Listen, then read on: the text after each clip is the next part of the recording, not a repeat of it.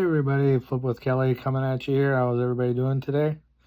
Quick little update about what's been going on with me, and hopefully you're having a lot of success in your wholesaling. That's what we do here. I'm a drywaller by trade of over 30 years, and got started doing that when I was 18. And now wholesaling houses is really just blown up, taken off like crazy. We just wholesaled a tri-package deal over in Milwaukee, last week. It was our smallest commission to date. We're talking like $500 minus wiring fees, so not even $500, but we got it across the finish line. Seller is satisfied, he got his money. Reputation is solid, and not exactly the easiest deal, but we locked it up kind of high. I hit him with where we wanted to be at, and he's like, no, and I really didn't give that much resistance. So, lesson learned. Be a little more, don't be so easy to just agree to their price. A little more work up front, a little more, negotiating up front can save a lot of hassle down the road towards the middle or end. We did have to do a price reduction, so it was a JV deal I did. I do have a partner down in Milwaukee, and we've done several deals together. We've taken down some $40,000 deals, a couple of those. Close to the 40, and like I said, this one here was 2 properties, and then there was an extra lot involved, which was I think we had to tie that into the other property through title, so 2 to 3 properties, you might say. It's always a learning experience. We had the seller walked out of closing,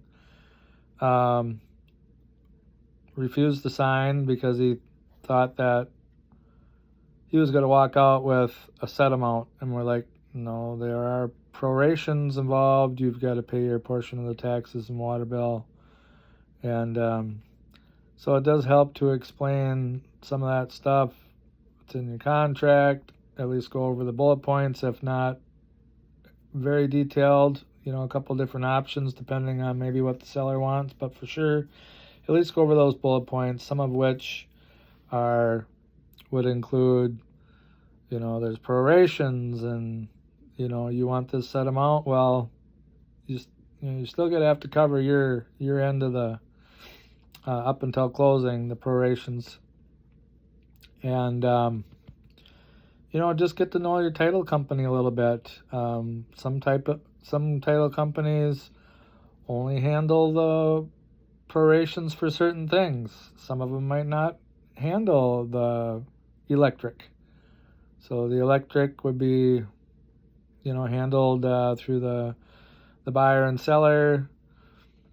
If the seller asks, hey, I got the electric bills in my name, what should I do? Well, you can have them contact the electric company and place it on hold, or whatever it's called. So, just kind of cover your bases there. And then what was the other thing?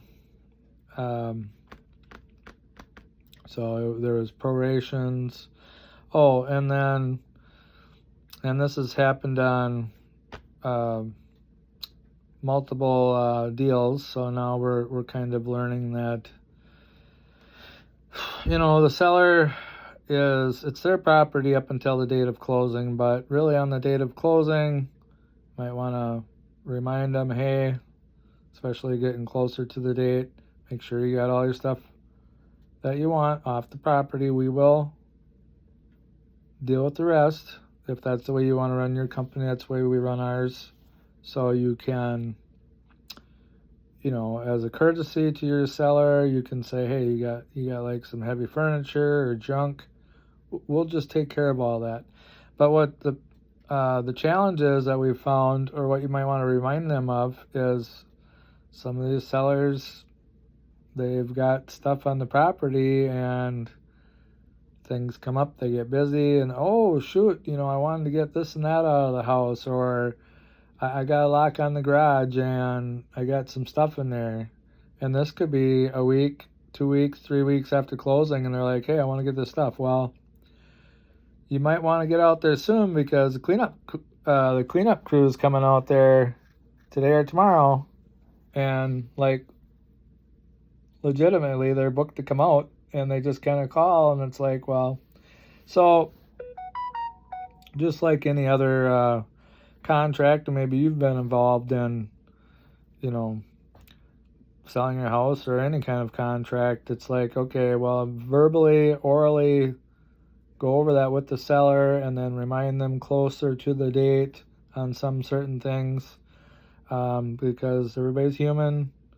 They don't necessarily read over the contract letter for letter or understand it. So if you verbally go over it, ask them if they have any questions, give them reminders, then the whole process gets a lot smoother. People are happier.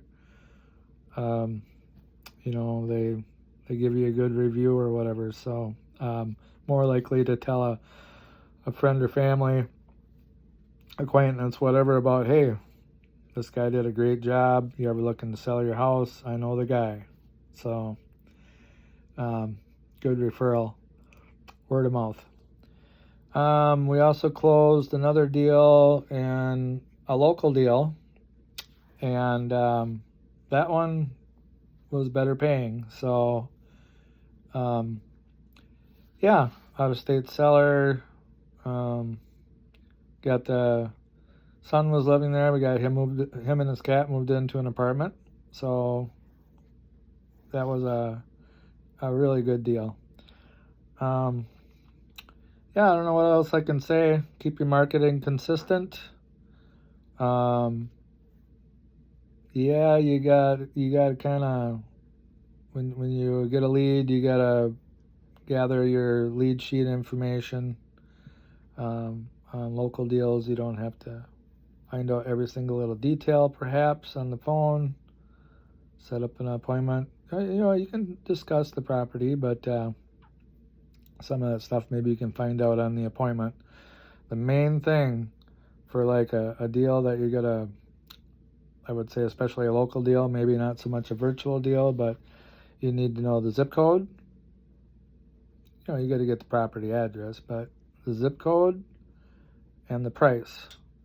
And if you know that that's a reasonable price in that zip code, well, that's a no-brainer. You're going on that appointment.